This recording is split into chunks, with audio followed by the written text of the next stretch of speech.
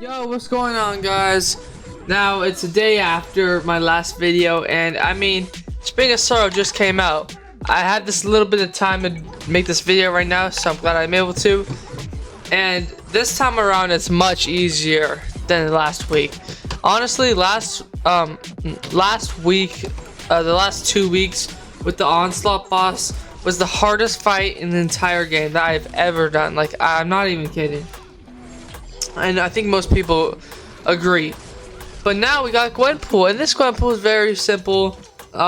Personally, she's way easier. And starting off, I use shield because I forget which I always forget which objective, but it's the objective with skill champions. I know there's one with skill champions, so for that one I use my awakened 7-star shield. You can use Kingpin. I believe you can use Aegon, but just don't use someone with reverse controls immunity. So what it boils down to is you get reverse controls every 12 seconds, and it goes on and off every 12 seconds. So it'll go on in a second here for 12 seconds, and then it'll go off after 12 seconds. So after that, you just want to be able to manage it.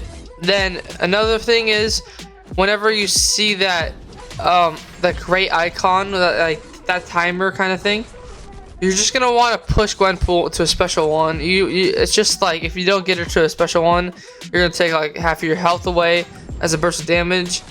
Another thing is also, if you get hit by her, I think at all, or I think it might be during her special attacks, or maybe at all, you'll get this 8-second like death kind of poison kind of icon thing. And after it expires, it's just instant death. So you need to throw a light ending combo into her to get rid of that. And that's basically all the fight has to offer. The protection is just how you do your damage. So obviously, as you can see, boom, there's the "you're already dead" passive. That is what I'm talking about. And I'm about to die here, and I was just checking what it did again, but it just automatically kills you. So it's gonna expire, and I'm just gonna instantly die. But you need to do a light ending combo to get rid of that, like I said. And she has unblockable special attack, so it's a little bit harder to manage that. The last thing about this fight, really, after all that, is just doing damage. So if you don't really care about the objectives, I mean, like 2 of them, I use like mutant champions, I think, maybe. But the best, if you don't care about the objectives, then the best for this fight are people with prowess, or champions with prowess, so just anyone that has prowess. But you can really do this with any champion, because all you have to do is dex at least like 1 hit from any of her special attacks, and you'll get a prowess on yourself, passive prowess, and then that's how you do your damage. So during your special attacks, if you have a prowess, you're gonna start getting all your normal damage back, and also plus that prowess damage. So it's gonna expire, but look, boom, I got another one. And so I can keep throwing special attacks and just keep doing damage. And that's really all you want to do. You just want to be able to juggle the reverse controls, make sure you have prowess, and also make sure you don't get hit. So that's really all there is to it.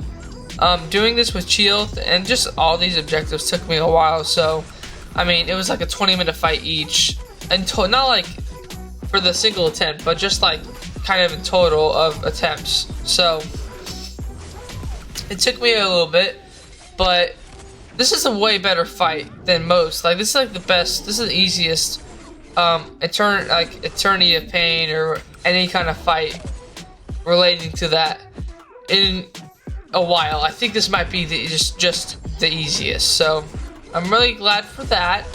But I'm just gonna keep spamming special attacks here and finish Gwenpool off slowly. The other 2 objectives involve an Archangel, which I believe is oh yeah, so there is this one skill objective, that's why I use shield, obviously, I forget what it's called. But then the next objective I'm gonna do is the 2017 Tag Champions objective. And personally, you can also use Kingpin for that as well. You can use Kingpin for the 2017 objective, I believe, and also this Clarity, I'm pretty sure it's called, skill objective.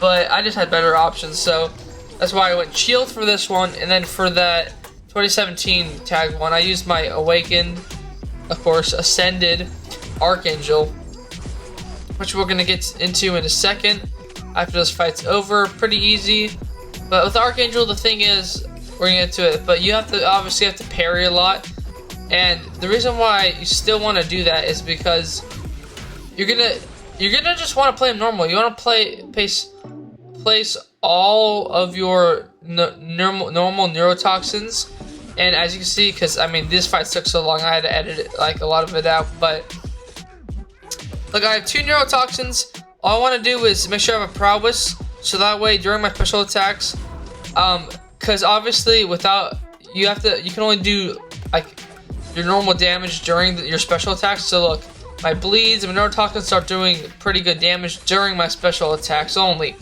So I just try to stack the neurotoxins up, then gain some prowess.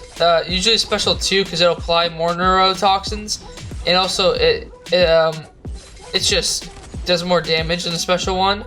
So that's basically all I did. Just build neuros. I died once. I sold this fight with Archangel too. So I got a crit there. I mean, she's close to dying. I can throw a special 1, and that's gonna do that. It's, you know, very good, very nice damage. And next, I just want to I mean, it's not really another step. Just keep juggling everything that the fight has in store. But one thing that really messed me up was trying to bait out her special attacks, and then my reverse control switching on and off. It kind of tripped me up sometimes, and that's how I died sometimes during this fight. But luckily I didn't die with the first 2 objectives, so that was pretty fun. Actually, I did die with shield, but I didn't die with Archangel. But that's going to be for the Archangel fight. Now the last one is a Brotherhood of Mutants objective. So it's going to have a certain amount of mutant champions you can use. Now, my Omega Red's already like fully level, like is level 1 max. So, also I just ranked up Prowler and Negasonic Teenage Warhead, so I have barely any resources to rank up any other champions. But for this fight, apparently, for this objective, apparently Sauron works better, or like the best for that objective.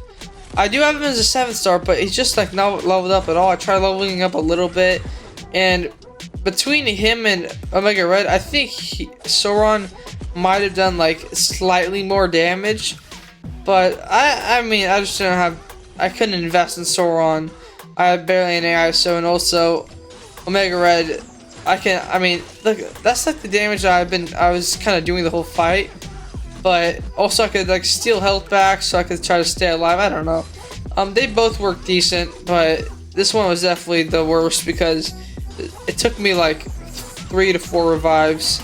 I don't know. I don't know why I kept using revives. I just didn't want to keep pushing it. And I just didn't want to keep going with the objective, I guess. I wanted it to just be over with, so that's what I did. There's the lifesteal, which is very nice, very nice.